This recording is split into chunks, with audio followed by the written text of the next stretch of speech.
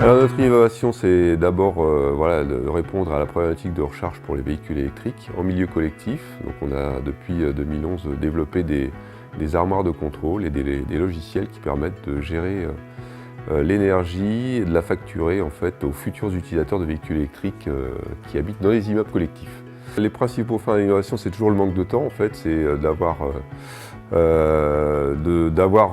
affaire à multiples interlocuteurs en fait, et surtout de rédiger de nombreux dossiers voilà, pour être accompagné. C'est surtout ça le frein, c'est chronophage et c'est un frein au développement et à la réflexion évidemment, puisque quand on est seul, on doit évidemment passer par là et ça prend beaucoup de temps.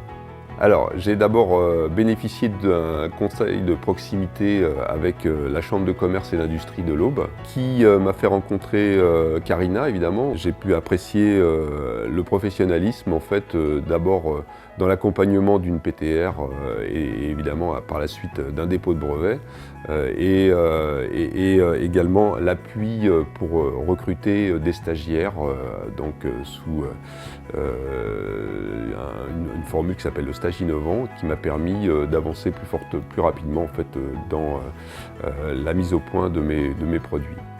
Et demain, voilà, quelles sont les perspectives de développement de ma société? D'abord, évidemment, de vendre mes produits soit à des clients finaux en Champagne-Ardenne. Et l'Île-de-France, voilà, par le nombre d'immeubles collectifs, c'est véritablement un vivier pour moi. J'ai d'ores et déjà des contacts étroits avec Renault, BMW, des constructeurs automobiles, parce qu'ils sont vivement intéressés évidemment pour raccorder et recharger les véhicules en habitat collectif.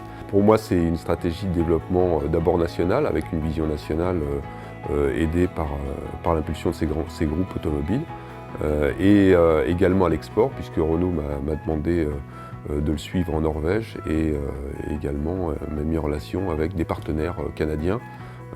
J'y vais cette semaine d'ailleurs pour essayer de finaliser un produit aux normes américaines qui répondra aux mêmes attentes que le marché français.